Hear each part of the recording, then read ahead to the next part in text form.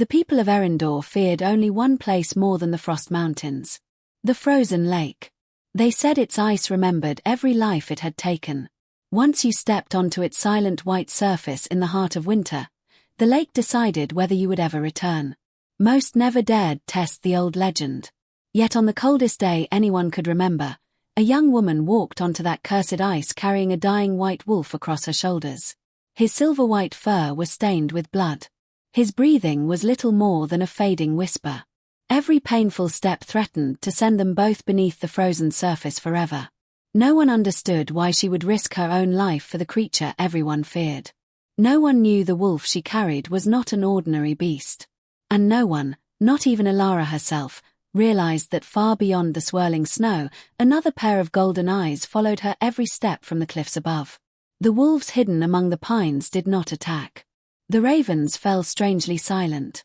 Even the bitter wind seemed to lose its voice, as though the ancient forest itself was waiting to see what choice the young woman would make. Because somewhere beyond the storm, hidden from his own kingdom, the Alpha King was watching. He had spent years judging warriors by their strength, nobles by their loyalty, and rulers by their wisdom. But on that frozen afternoon, the fate of an entire kingdom would rest upon something far rarer than courage. It would rest upon the compassion of a poor village girl who simply refused to leave a wounded wolf behind. Winter ruled the kingdom of Erindor with quiet authority. Snow covered every rooftop, every winding road, and every distant hill until the land looked like a kingdom carved from white stone. Towering pine forests stretched across the northern valleys, their branches bowed beneath thick blankets of ice. Beyond them rose the Frost Mountains, ancient peaks that disappeared into clouds so heavy they seemed to hold the weight of forgotten centuries. The people believed those mountains belonged to the wolves. Not ordinary wolves. The old wolves. Creatures older than the kingdom itself. No one hunted them. No one followed their tracks. No one spoke their names after sunset. Children learned the oldest law before they learned to read. Never interfere with the wolves of the Frost Mountains. The law was never written inside castles. It was carried in whispered stories passed from grandparents to grandchildren beside warm fires on cold nights. Some believed the wolves protected ancient spirits. Others believed they guarded forgotten kings. A few insisted they were only animals made frightening by generations of fear. But every winter, hunters vanished. Travelers disappeared. Fresh tracks appeared around abandoned camps. And every family quietly thanked fate that the wolves had chosen someone else.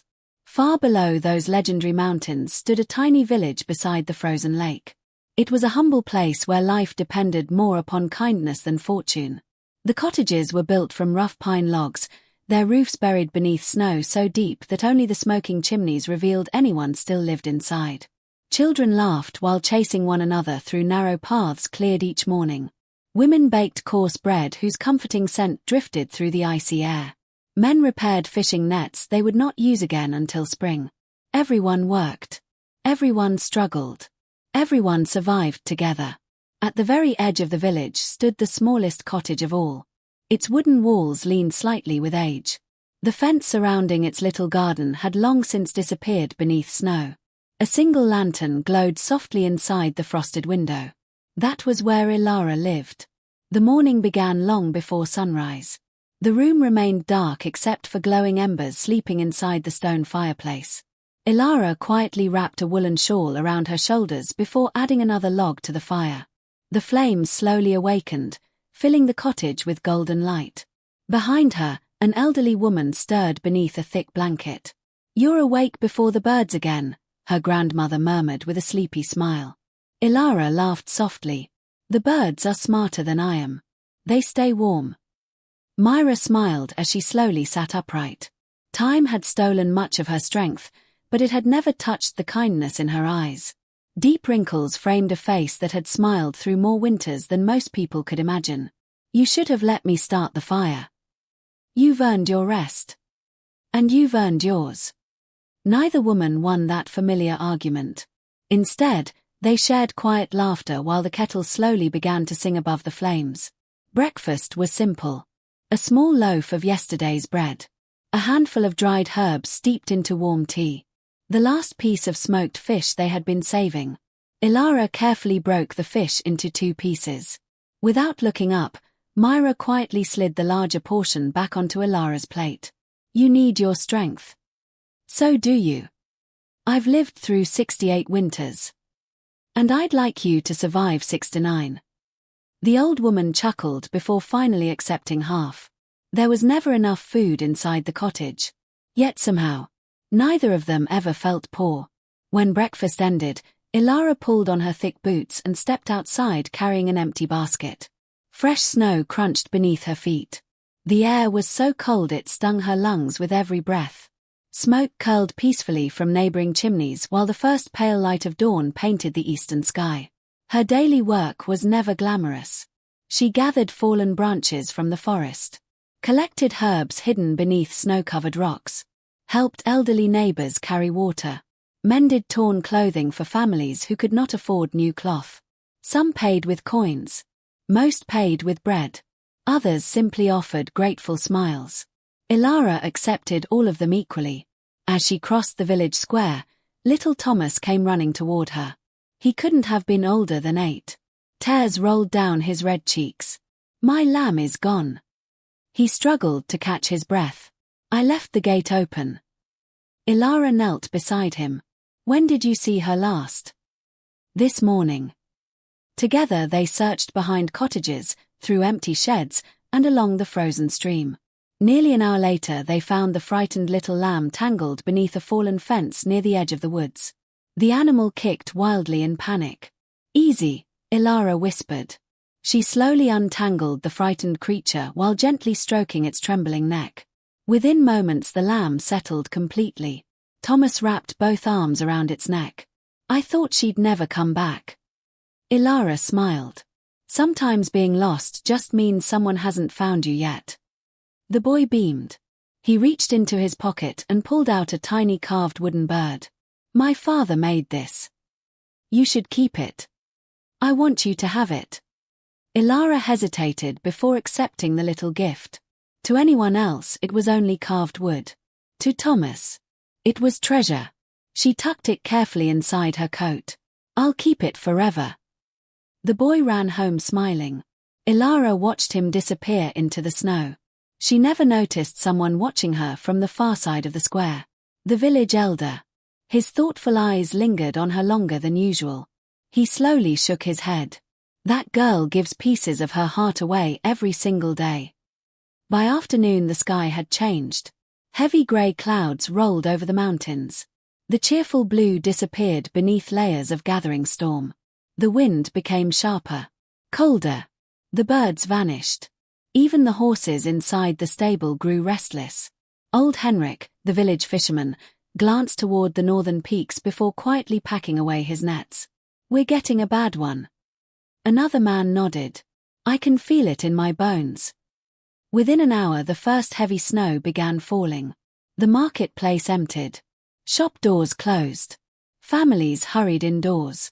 Children were called home before darkness arrived. The village elder rang the old bronze bell hanging beside the well. Its deep voice echoed across the valley. Storm warning. One by one the final villagers disappeared behind locked doors. Inside the cottage, Myra pulled another blanket around her shoulders. The mountains are angry today. Ilara placed another log onto the fire. I'll fetch more water before the snow gets deeper. You already brought enough. For tonight. Myra looked toward the window where snow now danced wildly against the glass. Stay home. Ilara nodded. I will. For a while, they sat together listening to the storm build outside. The fire crackled softly. The kettle hissed. The wind pressed against the wooden walls with long, mournful sighs. It should have felt peaceful. Instead, something felt strangely wrong. Ilara noticed it first. The silence. Not ordinary silence. The forest itself had gone quiet. No sparrows fluttered beneath the bushes. No crows called from the treetops. Even the usual creaking of frozen branches had disappeared. It was as though every living creature had suddenly stopped breathing. Then, a distant howl drifted across the valley. Long, weak, filled with pain. Ilara slowly raised her head. Myra's gentle smile disappeared. No. Another howl. Closer now. Then nothing. Only the storm. Ilara stood. It sounds hurt. Her grandmother gripped the edge of the table. You know what lives beyond that lake. It might not be a wolf. Myra looked directly into her eyes. But if it is? Neither woman finished the sentence. They didn't need to. The oldest law in Erindor needed no explanation. Never interfere with the wolves. Ilara pulled her cloak from its hook beside the door. Myra slowly rose despite the pain in her knees. Please. There was fear in her voice now. Not fear for herself. Fear for the granddaughter she had raised. Ilara gently took both of the old woman's hands. I'll only look. The storm is too dangerous. What if something out there needs help? Myra closed her eyes.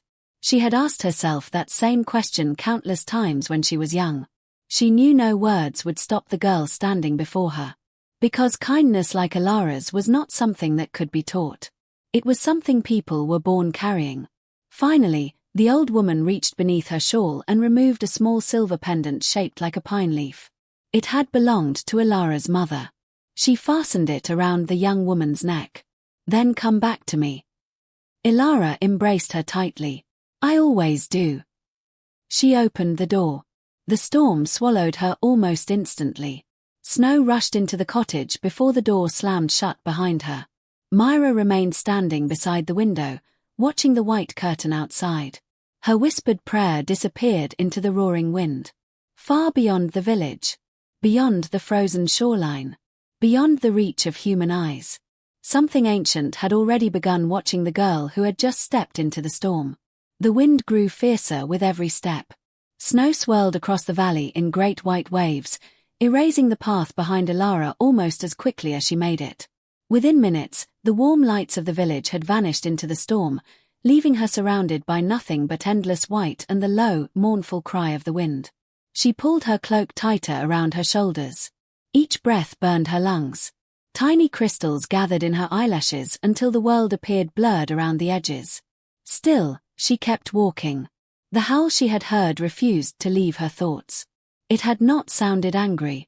It had not sounded like a hunter claiming territory. It had sounded lonely, in pain.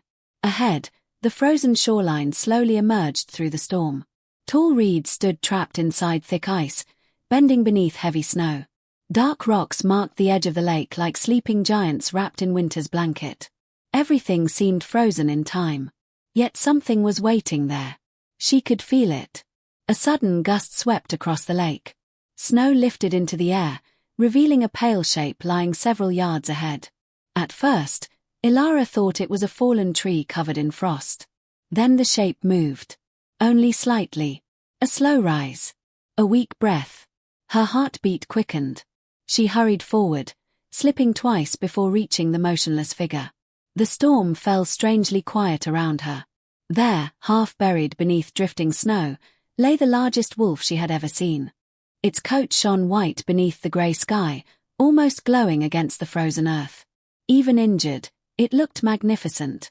Its paws were larger than dinner plates. Its thick fur should have protected it from the cold, yet crimson blood stained the snow beneath its body. One powerful foreleg had become trapped beneath a slab of broken ice near the shore. The jagged edge had cut deeply into the flesh. Frozen blood clung to the wound like dark glass. The wolf slowly lifted its head. Golden eyes met hers. Ilara stopped breathing. Every story she had ever heard rushed through her mind. The wolves of the Frost Mountains. Guardians. Killers. Spirits. Curses. Yet none of those stories matched the eyes looking back at her now. There was no hatred there. Only exhaustion. And something else. A quiet plea. Not for mercy. Simply. Not to be left alone. The wolf tried to rise. Its muscles trembled beneath its thick coat. Its trapped leg refused to move. With a low, strained breath, it collapsed once more. Snow gathered across its back. Its breathing became slower. Ilara swallowed hard. If I leave now. The sentence never reached her lips. She already knew the ending. The storm would bury the wolf before morning. She slowly removed one glove. The freezing air bit immediately at her skin. Carefully, very carefully, she reached toward the wolf. Her fingers hovered inches above its head. The wolf never growled, never snapped. Instead, it lowered its eyes, as though surrendering completely to whatever choice she made. Ilara gently brushed snow away from its face. Its fur was softer than she expected, warm beneath the freezing air. "It'll be all right," she whispered. "I won't leave you." The wolf closed its eyes. Not in fear. In trust. She examined the trapped leg. The ice had broken inward when the wolf must have crashed through the frozen shoreline. Its weight had forced the jagged slab downward, trapping the limb beneath layers of frozen water. Pulling alone would tear the leg apart. She needed leverage. Searching quickly, Ilara found a long fallen branch buried beneath snow. She wedged one end beneath the broken ice. Then pushed. Nothing. Again. The branch bent dangerously. The ice refused to move. She shifted her footing and tried once more. Her boots slipped. She fell hard against the frozen ground. Pain shot through her shoulder. For a moment she simply lay there, staring into the storm. Most people would have gone home. No one would have blamed them. The wolf belonged to the mountains. Not to her. She closed her eyes. Then slowly stood again. "No," she whispered through clenched teeth. "Not yet." She planted the branch once more. This time she pushed with everything she had. Her boots dug into the snow. Her arms trembled. The wood creaked loudly. Then, crack! The ice shifted. A deep rumble echoed beneath the lake. The heavy slab lifted just enough. The wolf pulled instinctively. Its injured leg slid free. The branch snapped in half. Ilara stumbled backward into the snow. For several seconds neither of them moved. Only the wind spoke. The wolf gathered what little strength remained. Slowly, painfully, it tried to stand. Its front legs shook violently. One step. Another. Then its injured leg gave way completely. The enormous animal collapsed onto its side. Its breathing became shallow. Its eyes slowly began to close. Ilara's heart sank. "You've lost too much blood." She looked toward the distant village, invisible now beneath the storm. Then back at the wolf. She measured the impossible distance. Measured the impossible weight. Measured her own strength. A quiet laugh escaped her lips. Not because anything was funny. Because she already knew she was about to do something completely impossible. "Well," she said softly, "I suppose we'll both regret this." Sliding one arm beneath the wolf's chest and another beneath its shoulders, she leaned backward with every ounce of strength she possessed. The wolf barely moved. It weighed more than she imagined. Her boots slipped against the icy ground. Her knees nearly buckled. She rested for a moment before trying again. This time the wolf shifted slightly. Enough. She repositioned herself.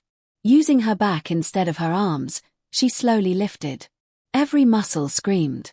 The weight pressed against her shoulders until breathing itself became difficult.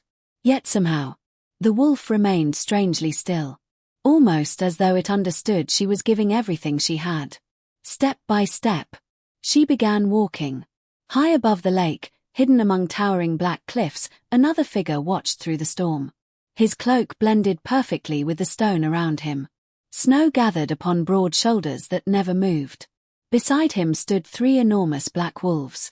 None made a sound. The man's sharp grey eyes followed Ilara across the frozen lake. "So," he murmured quietly, "she chose compassion." One of the wolves lifted its head toward him. Its golden eyes reflected concern. The moon fang accepted her. The man nodded slowly. "I saw." His gaze returned to the struggling girl below. Every few steps she nearly collapsed. Every few moments she stopped to catch her breath. Still, she never considered abandoning the wolf. A faint smile touched the stranger's face. "A heart like that," he whispered, "has become very rare." The wolves remained silent. The storm continued to roar around them. No one in the kingdom would have recognized the man standing upon those cliffs. Not dressed as a wandering hunter. not hidden beneath heavy furs. Yet beneath the cloak stood Kaelin, the true Alpha King of Erindor, guardian of the ancient covenant between wolves and mankind. The wounded white wolf below was no ordinary creature. It was Moonfang, the oldest guardian of the royal bloodline, the companion that had protected Alpha Kings for generations beyond memory. Kaelin had followed Moonfang's trail for 2 days. He had reached the cliffs only moments after the guardian crashed through the frozen shoreline. Before he could descend, the village girl had appeared. Now he simply watched. Not because he doubted her. Because fate itself had begun writing a story no king had the right to interrupt. Far below, Ilara's legs trembled with exhaustion. The wind pushed against her like invisible hands. Several times she nearly fell through patches of fresh snow covering hidden cracks in the ice. Her breathing came in ragged gasps. Her shoulders burned beneath the wolf's weight. Still, she took another step. Then another. Behind her, the snow slowly erased every footprint. Ahead, the faint outline of the village finally began to appear through the storm. She smiled despite the pain. "We're almost home." The wolf did not answer. But for the first time since she found him, his eyes slowly opened.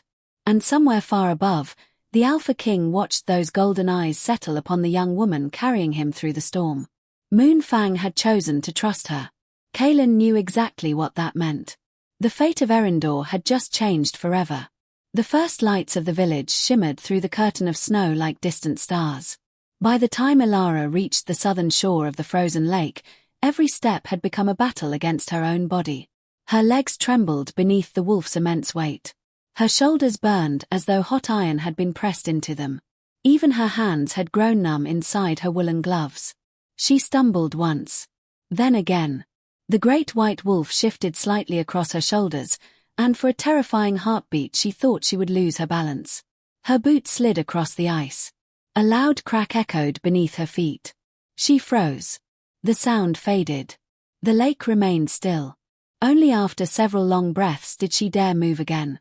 "Just a little farther," she whispered, though she was no longer certain whether she was speaking to the wolf or herself. The cottage waited beyond the village.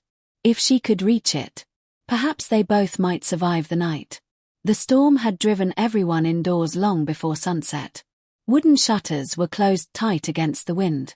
Smoke curled from stone chimneys, carrying the comforting smell of burning pine into the freezing air. No laughter drifted through the streets. No children played outside. Only the storm remained awake. As Ilara entered the first narrow lane, one cottage door suddenly opened. Old Henrik stepped outside carrying another armful of firewood. He stopped so suddenly that several logs slipped from his arms and disappeared into the snow. For several heartbeats he simply stared. The young woman who always carried baskets of herbs now carried a giant white wolf. What in the name of the old kings? His voice barely escaped his lips. Ilara paused only long enough to catch her breath. It was hurt. Henrik looked at the wolf. Then at her. His weathered face lost its color. "Leave it." "I can't. It'll kill you." "It hasn't tried." The old fisherman took one careful step backward. "That isn't a wolf you bring into a village. It will die if I leave it." Henrik shook his head slowly. "You don't know what you've found." "No," she answered quietly, "but I know what I couldn't leave behind." The old man searched her face. There was no fear there. Only quiet determination. He sighed deeply. "Then hurry." Without another word, he stepped aside. As Ilara continued toward her cottage, Henrik remained standing in the snow, watching until both girl and wolf disappeared into the storm. He had lived through 70 winters. Never once had he seen anything like this. Myra heard the knock before she heard the door open. She hurried across the small room as quickly as her aging knees allowed. The moment the door swung inward, freezing wind rushed into the cottage. Snow scattered across the wooden floor. Then she saw her granddaughter. Ilara stood trembling in the doorway, barely able to remain upright. Across her shoulders rested the enormous white wolf. For one terrible moment Myra forgot how to breathe. "Oh, child." Ilara's knees finally gave way. The wolf slid gently onto the floor just before she collapsed beside him. Myra rushed forward. Together they dragged the heavy animal closer to the fire. The warmth slowly filled the room. Steam rose from the wolf's frozen fur.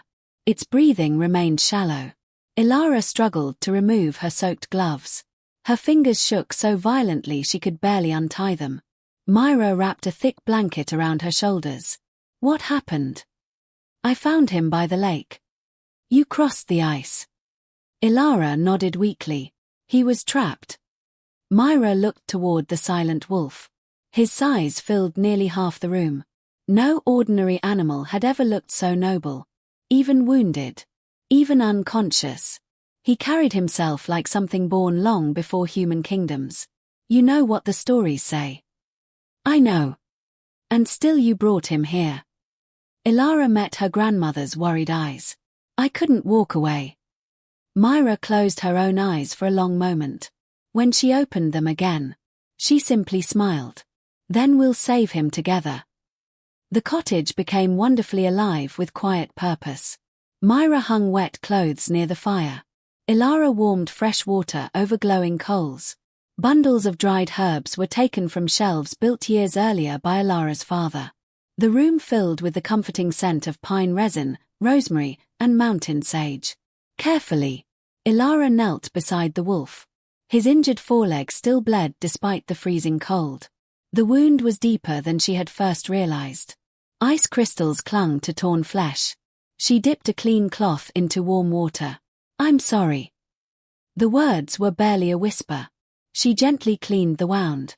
The wolf stirred. His ears twitched. For an instant, his golden eyes opened. Pain flashed across them. Then they settled on Ilara's face. He never growled. Never snapped. Instead, his breathing slowly eased. It's all right, she whispered again. You're safe now. As though understanding every word, the great wolf lowered his head onto the wooden floor. Outside, the storm continued. But something had changed. Far beyond the cottage fence, shapes appeared between the trees. One. Then another. Then 5. Large wolves stepped silently from the darkness. Grey. Black. Brown. Old. Young. They formed a loose circle around the little cottage. Not one came closer. Not one made a threatening sound. They simply watched. Snow gathered across their backs. Their glowing eyes never left the warm light shining through Ilara's window. High upon the distant ridge, Kaelan stood hidden beneath the branches of an ancient pine. Beside him waited 3 trusted guardians. One younger wolf stepped forward uncertainly. Should we bring Moonfang home? Kaelan's gaze never left the cottage. No. He grows weaker. I know. The younger guardian lowered his head. The humans may discover him. Kaelan remained silent for several moments. Finally, he spoke. He has already chosen. The girl. Kaelan nodded. For centuries, Moonfang trusted no human outside the royal bloodline. His voice became quieter. Tonight, he placed his life into her hands. The younger guardian glanced toward the glowing cottage. What does that mean? Kaelan looked toward the swirling snow. It means the old bond may not be broken after all. Inside, the fire crackled warmly. Myra carefully prepared a thick paste from crushed herbs and pine resin. This will sting. Ilara smiled faintly. I don't think he'll complain. The old woman chuckled. You've always spoken to animals as though they understood. They usually do. Together they spread the healing mixture across the deep wound. The wolf flinched. A low rumble escaped his chest. Ilara immediately rested one gentle hand against his neck. I'm here. The rumbling stopped. Myra slowly looked at her granddaughter. I've never seen anything like that. Neither had Ilara. She stroked the wolf's thick fur in slow, calming movements. His breathing became deeper, more peaceful. After several moments, he drifted into sleep. The hours passed quietly. Night settled over the valley. The storm finally began to weaken. Moonlight slipped through the frosted windows, painting silver patterns across the wooden floor. Ilara sat beside the sleeping wolf, mending a torn blanket while occasionally checking his bandaged leg. Myra had long since fallen asleep in her rocking chair. The cottage became wonderfully still. Then, a strange glow caught Ilara's attention. She frowned. It wasn't coming from the fire. It wasn't moonlight. Slowly she looked toward the wolf. Beneath his white fur, faint silver lines shimmered for only a heartbeat. Ancient markings. Beautiful. Flowing like vines beneath his skin. They appeared, then vanished completely. Ilara blinked. Had she imagined them? She leaned closer. Nothing. Only soft white fur. She touched his shoulder gently. The wolf remained asleep. Outside, a distant howl echoed across the mountains. It was answered by another. Then another. Soon the entire valley seemed to awaken with voices carried upon the night wind. Yet none of those wolves came closer to the cottage. Instead, every howl sounded strangely respectful, as though they were not calling for the wounded guardian, but standing watch over the girl who had saved him. Hidden among the dark pines, Kalen slowly closed his eyes.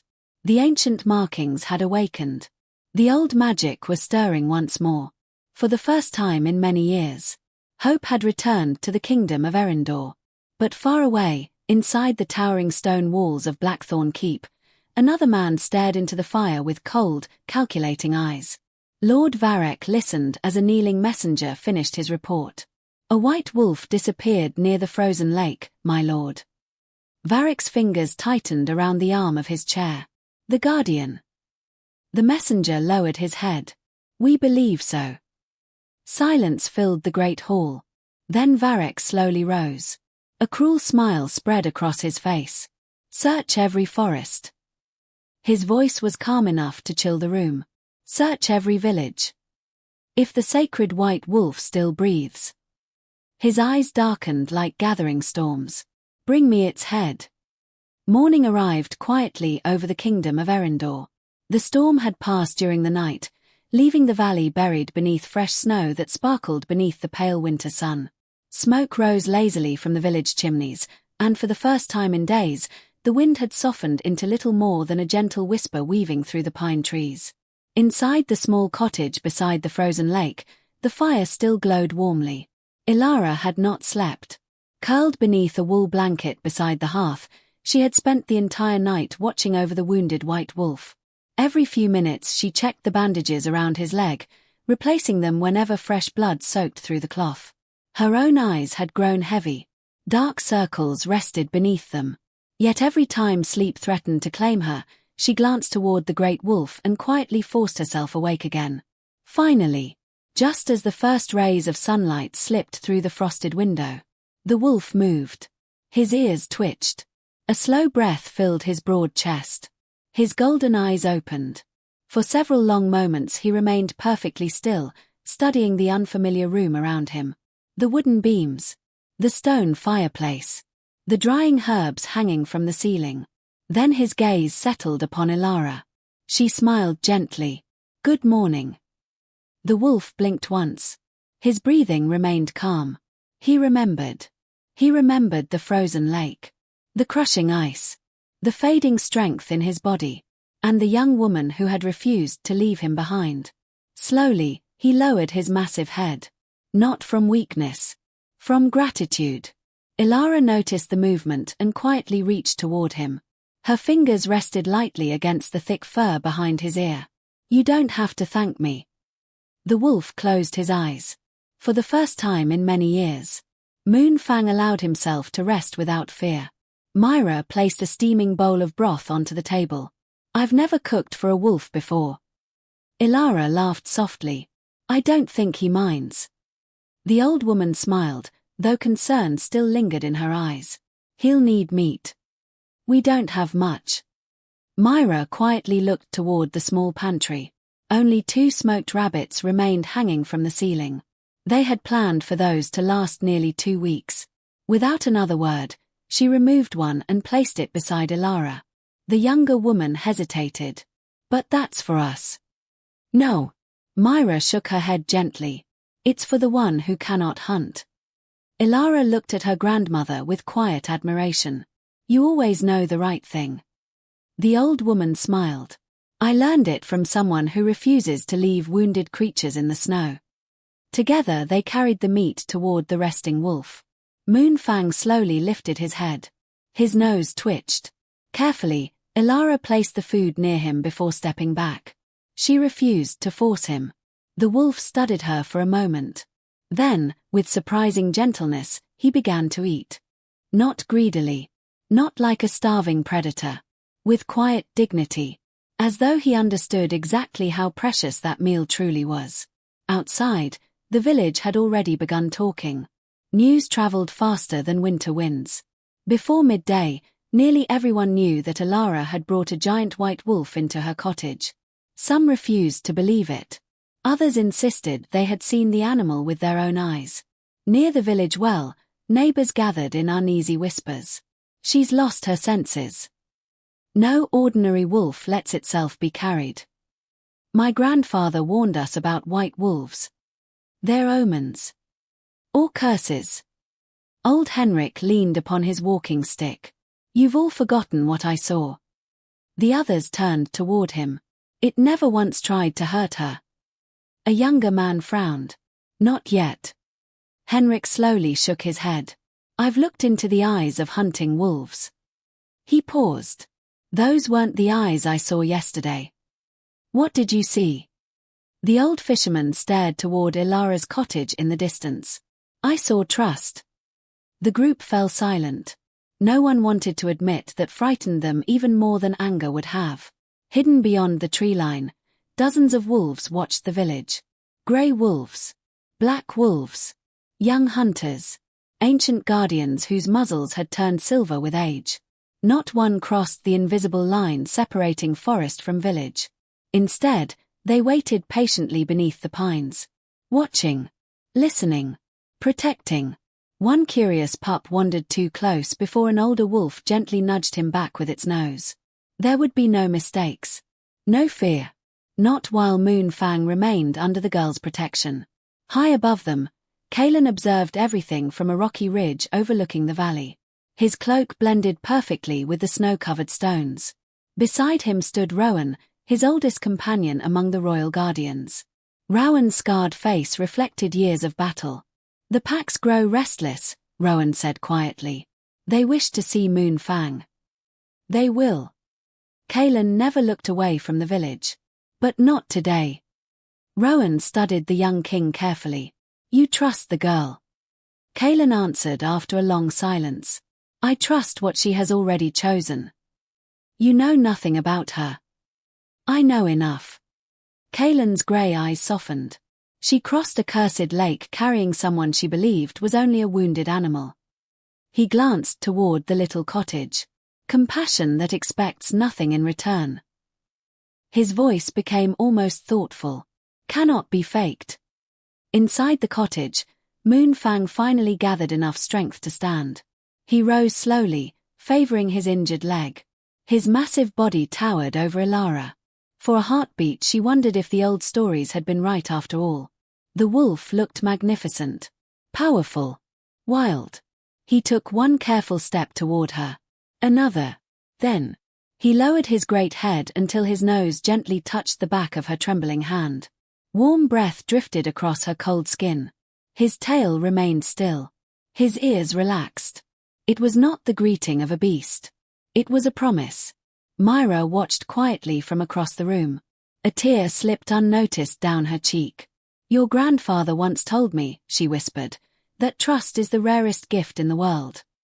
Elara smiled without taking her eyes from the wolf. I think he's giving me exactly that. Moonfang slowly closed his eyes. For centuries he had protected kings. Today, he chose to protect someone else. As afternoon faded toward evening, something extraordinary happened. The first wolf appeared beyond the cottage fence. A large grey female. She stood silently beneath an old pine tree. Moments later another emerged. Then another. Within minutes nearly 20 wolves surrounded the clearing. None growled. None bared their teeth. They simply stood facing the little cottage. Snow drifted gently across their backs. Elara stepped onto the porch. Her heart pounded inside her chest. The wolves watched her. Waiting.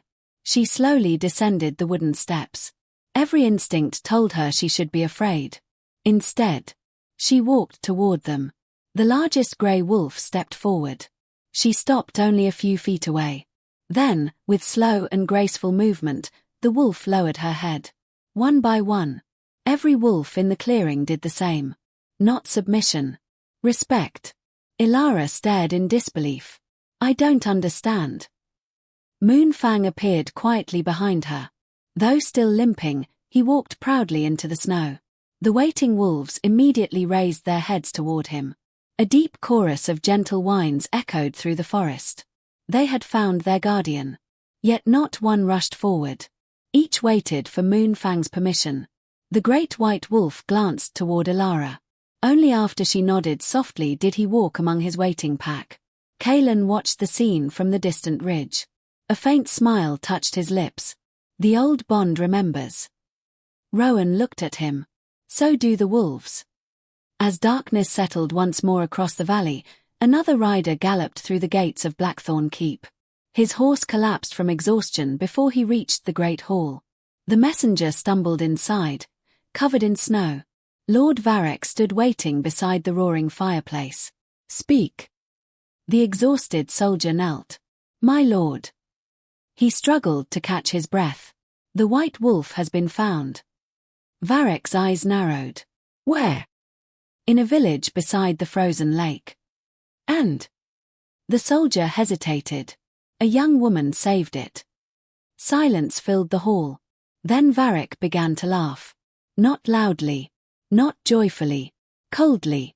How wonderfully convenient. He turned toward the captain of his guard. Take 50 men. Surround the village. Bring me the wolf. His smile slowly disappeared. And if anyone stands in your way. His voice became quieter than the falling snow outside. Make certain they regret it. Far away, beneath the peaceful glow of moonlight, Ilara looked out across the silent forest, unaware that danger had already begun marching toward her home. Night settled gently over the valley. The stars returned one by one, scattered across the dark sky like tiny silver lanterns, while the moon climbed above the frost mountains, bathing the endless snow in a soft blue glow. From a distance, the little village looked peaceful. Smoke drifted from quiet chimneys. The frozen lake rested beneath its blanket of ice without a sound. The pine trees stood motionless, their branches heavy with fresh snow. Nothing hinted that before another sunrise, the calm would be shattered. Inside the cottage, Ilara added another log to the fire. The warm light danced across the wooden walls, chasing away the shadows gathering in the corners of the room. Moonfang rested near the hearth. His breathing had become stronger. The deep wound in his foreleg still troubled him, but the fever that had threatened his life had begun to fade. He lifted his great head as Ilara approached. She smiled. You look much better. The great white wolf blinked slowly.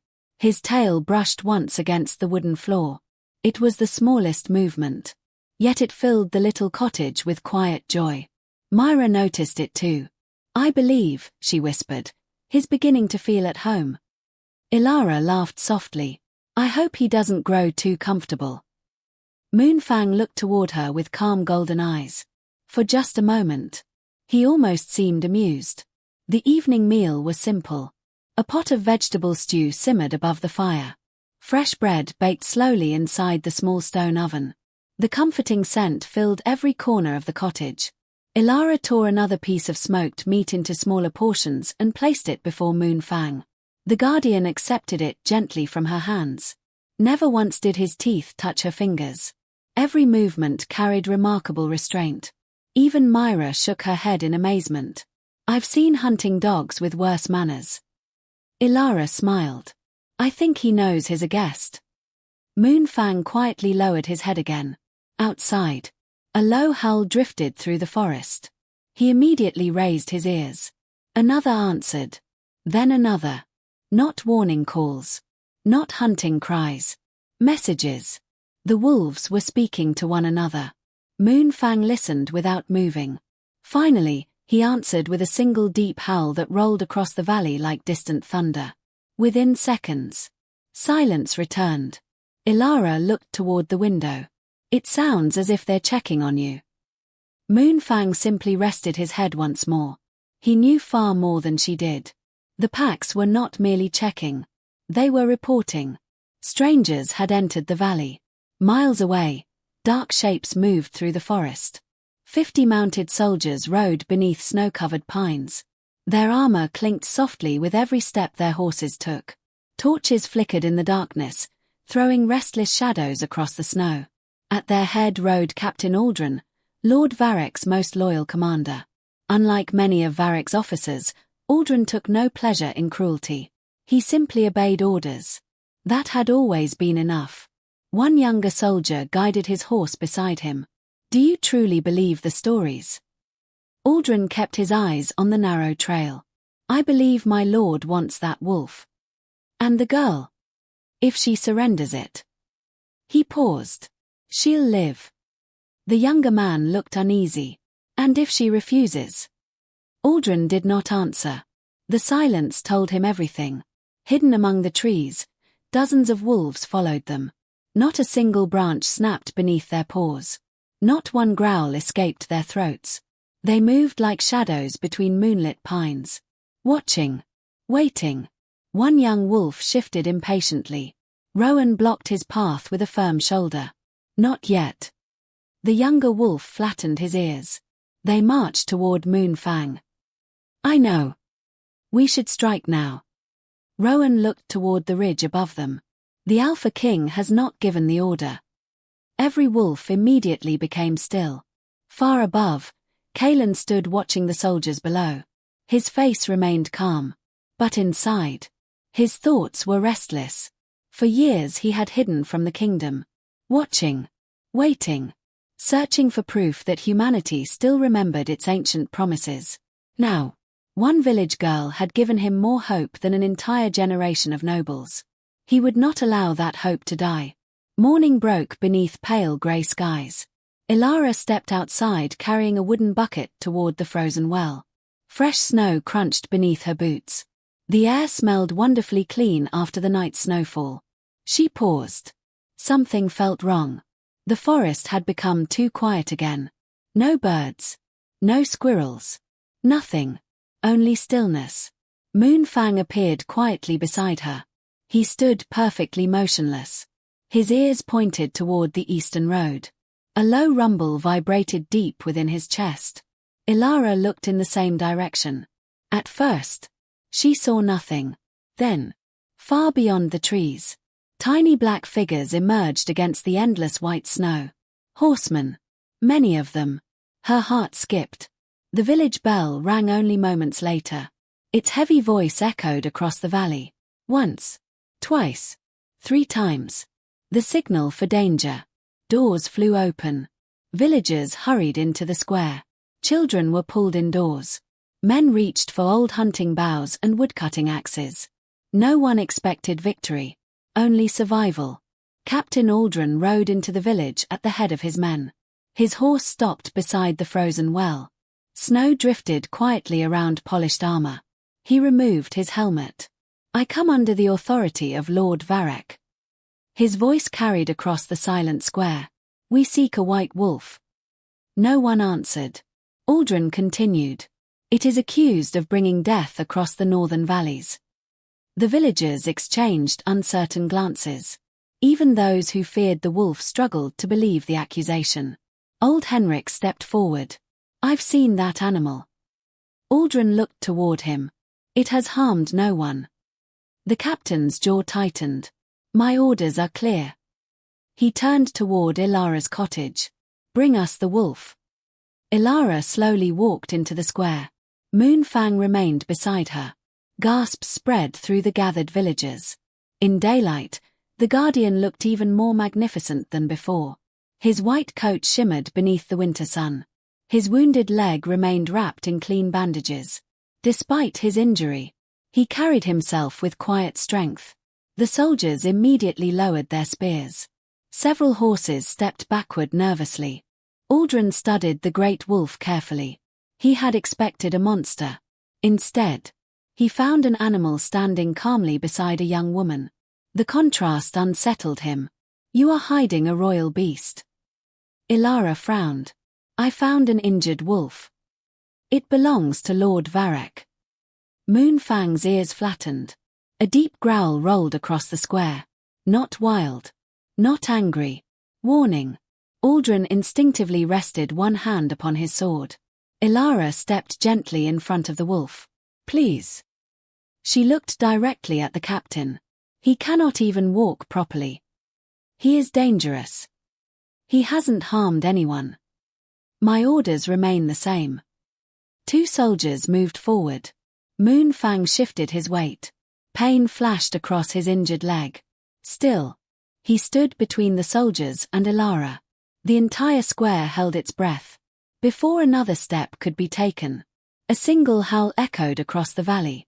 Long, deep, ancient. Then another answered. And another. Within seconds, the sound came from every direction. The surrounding forest awakened. Snow slid from branches as dark shapes appeared between the pines. Grey wolves. Black wolves. Massive timber wolves with silver-flecked fur. Dozens. Then scores. Then more than anyone could count. They emerged silently from every side of the village. Yet none attacked. None charged. Instead, they formed a wide circle around the settlement. Watching. Waiting. The soldiers' horses panicked immediately. Several reared high into the air. One rider was thrown into the snow. Captain Aldrin's face lost its color. He had fought men. He had fought bears. He had never stood surrounded by an entire kingdom of wolves. Moonfang lifted his head proudly. The gathered packs lowered theirs in perfect unison. The villagers stared in speechless disbelief. Not one wolf threatened them. Not one crossed into the village. They had come for only one reason: to protect their guardian, and the girl who had saved him. Far above the valley, hidden among the snowy cliffs, Kalen watched the impossible scene unfold. The ancient bond was awakening before his eyes. But another presence had entered the valley. He turned his gaze toward the eastern ridge. There, beneath the fluttering black banner of House Varek, another column of soldiers marched through the snow. This force was larger, better armed, and at its center rode the man who desired the throne more than peace. Lord Varek had come himself. A heavy silence settled over the valley. Even the wind seemed unwilling to disturb what had become an impossible sight.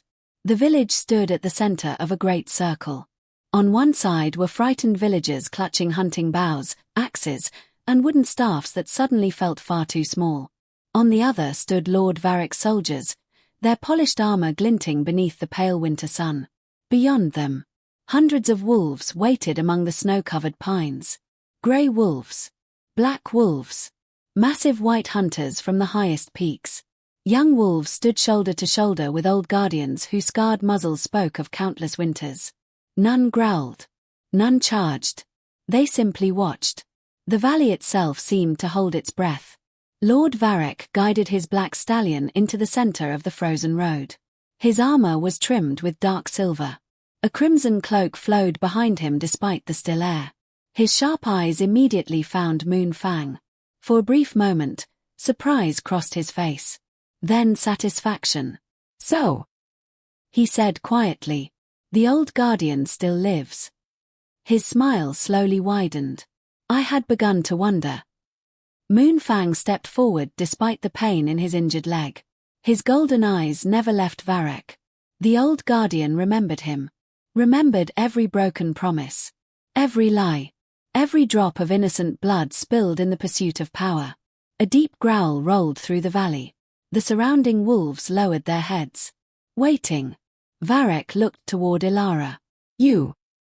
His voice was calm. "Step away from the beast." Ilara stood her ground. "He isn't a beast." The soldiers exchanged uncertain glances. No one had ever spoken to Lord Varek that way. Varek's smile disappeared. "You've been deceived. He was dying. And you should have left him." "I couldn't." "Then your compassion has become your greatest mistake." Ilara looked at Moonfang. The great wolf leaned gently against her shoulder. His breathing remained steady. His trust never wavered. She lifted her chin. If kindness is a mistake. Her voice remained quiet. Then I would make it again. A murmur spread through the villagers. Old Henrik smiled proudly. Even Captain Aldrin lowered his eyes for a moment. Varric's patience ended. Archers. A line of soldiers stepped forward. Bows were raised. Arrows caught the winter sunlight. Every wolf in the forest became perfectly still. Moonfang moved in front of Ilara. She immediately reached for his thick fur. No. The Guardian ignored her. His body shielded hers completely. Varric slowly raised one hand. Kill the Guardian. The command echoed across the valley. Several archers tightened their bowstrings. Then, stop. Captain Aldrin's voice rang across the snow. Every eye turned toward him. My lord. He swallowed. The villagers are unarmed. The wolf cannot even fight properly. Varric's cold eyes settled upon his captain. Are you questioning my order? Aldrin hesitated. Only for a heartbeat. Then he lowered his head. No. He stepped back. The bows remained drawn. Ilara suddenly moved. Before anyone could stop her, she ran forward and threw herself between Moonfang and the waiting archers. Gasps echoed through the crowd. Her arms stretched wide. If the arrows flew, they would strike her first. Varric frowned. Move. No. You would die for an animal. She looked back at Moonfang. The great guardian's wounded leg trembled beneath him. Yet his eyes remained calm. Then she faced Varric once more. He would have died alone if I hadn't found him. Snowflakes drifted softly around her. I won't let him die now. The valley fell silent. Not because anyone had ordered silence. Because every person standing there understood they were witnessing something extraordinary. One simple village girl. Standing between an army and a wounded wolf. Then it happened. Moonfang lifted his head toward the sky. A deep howl rose from his chest. It echoed across the mountains with such power that the very ice upon the frozen lake trembled. The sound rolled through every valley, every forest, every hidden cave. For one long heartbeat, nothing answered. Then, the mountains roared. Hundreds of voices answered together. The earth itself seemed alive. Wolves emerged from every direction. Not charging, not attacking, marching, disciplined, united. They moved like a living river flowing through the snow. Villagers stared in amazement. Children peeked from windows with wide eyes. The wolves surrounded the valley completely. Yet not one crossed beyond Moonfang. Every one of them waited. For a command. Far above the village. A lone figure stepped from the shadows. He wore a long grey cloak dusted with snow. Behind him walked 3 enormous black wolves. Each carried itself with quiet confidence. The stranger descended the hillside slowly. Every wolf in the valley lowered its head as he passed. Even Moonfang bowed. The villagers watched in stunned silence. Lord Varric's face slowly hardened. You. The stranger lowered his hood. Dark hair framed a calm, weathered face. His silver-grey eyes reflected years of sorrow and quiet strength. A thin scar crossed one cheek. He carried no crown. No jeweled armor. No banner. Yet the air around him changed. The wolves recognized him immediately. So did Varric. Kalen. The name escaped his lips like a curse. Whispers spread through the villagers. The Alpha King. He lives. I thought he disappeared years ago. Kalen stopped beside Ilara. For a brief moment. He looked only at her. His expression softened. You carried him across the lake. Ilara blinked in surprise. You knew. I watched every step.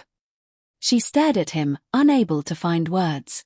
This quiet traveler, this stranger, had been watching since the very beginning. Kalen turned toward the gathered people. His voice carried easily across the valley. For centuries. He began. The royal bloodline stood beside the wolves. He rested one hand gently upon Moonfang's shoulder. We protected the forests. The forests protected the kingdom. He looked directly at Varek. But lies are easier to rule with than trust. Murmurs spread through the crowd. Kaelin continued. Villages were told the wolves were monsters. Hunters were sent to provoke them. When blood was spilled, he slowly faced the people. The wolves were blamed. Old Henrik lowered his head. He finally understood. Every disappearance, every burned forest, every broken promise. Someone had wanted fear. Because frightened people obeyed more easily. Varek laughed. A cold, bitter sound. Do you truly believe they'll follow you? He pointed toward the villagers. They're afraid. Kaelin shook his head gently. No. He looked toward Ilara. They were. The Alpha King stepped aside. Every eye followed him. Moonfang slowly approached Ilara. The Guardian lowered himself before her. Then, the impossible happened. One after another. Every wolf in the valley bowed. Hundreds of proud hunters. Ancient guardians. Young wolves barely grown. All lowering their heads before a simple village girl. No command had been given. No magic forced them. Respect alone guided them. Tears filled Myra's eyes. The villagers stood speechless. The wolves had judged Ilara's heart. And found it worthy. Rage twisted Varek's face. Enough. With a furious cry, he snatched a crossbow from one of his soldiers. Before anyone could react, he aimed directly at Ilara. The bolt flew. Time seemed to slow. Kaelin moved first. Without hesitation, he threw himself toward her. Moonfang leaped at the same instant. The bolt struck Kaelin's shoulder instead. He staggered. Blood stained the snow. Moonfang crashed into Varek's horse, knocking both rider and animal to the ground. The wolves did not attack the fallen soldiers. Instead, they formed a wall around the villagers. Captain Aldrin drew his sword. For one terrifying heartbeat it seemed he would join Varek. Instead, he turned toward his own men. Lower your weapons. No one argued. One by one, spears fell into the snow. Swords followed. The soldiers had seen enough. The wolves had protected children. The Alpha King had taken an arrow to save an ordinary girl. Everything they had been told was a lie. Varek struggled to his feet. His eyes darted wildly around the valley. No army stood with him anymore. No loyal captain. No frightened villagers. Only silence. Kaelin, despite his wound, slowly walked toward him. There is still time. Varek spat into the snow. I would burn this kingdom before giving it to you. You already tried. Guards from the capital, who had quietly remained loyal to the true king, stepped from the crowd and surrounded Varek. This time, he did not resist. His own ambition had become his prison. Days later, justice came not through revenge, but through truth. In the great hall of Erindor, witnesses spoke openly of Varek's crimes. Hunters confessed they had been ordered to destroy wolf dens.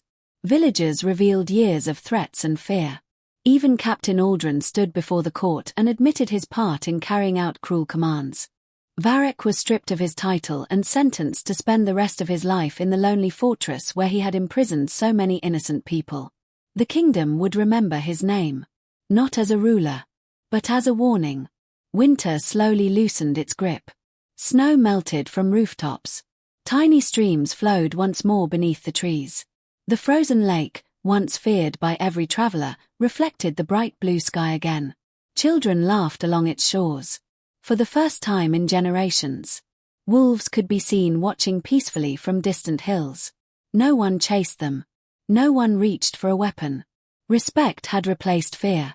Outside the little cottage, Ilara planted the first wildflowers of spring beside the doorway. She smiled as tiny green shoots pushed through the thawing earth. Footsteps approached behind her. She turned. Kaelin stood there without his royal cloak. Without armor. Without guards. Only a simple traveler once more. His injured shoulder had healed. So? Ilara smiled. You're still watching. He laughed quietly. Not hiding anymore. Moonfang wandered into the garden, his once injured leg now strong again. Behind him tumbled 4 playful white wolf pups, chasing butterflies through the spring grass. One bold little pup stumbled toward Elara and clumsily climbed into her lap. She laughed, scratching behind its tiny ears. Kaelin watched the scene with a warmth he had not felt in many years. "You changed an entire kingdom," he said softly. Elara shook her head. "I only carried someone home." Kaelin smiled. "Sometimes." His eyes drifted toward the peaceful lake where their story had begun. That is exactly how kingdoms are changed. As the evening sun painted the mountains in shades of gold, wolves and villagers stood together along the thawing shore, no longer divided by ancient fear but united by trust, proving that the greatest strength in any kingdom had never been found in swords, crowns, or armies. It had always been found in a single act of compassion. The end.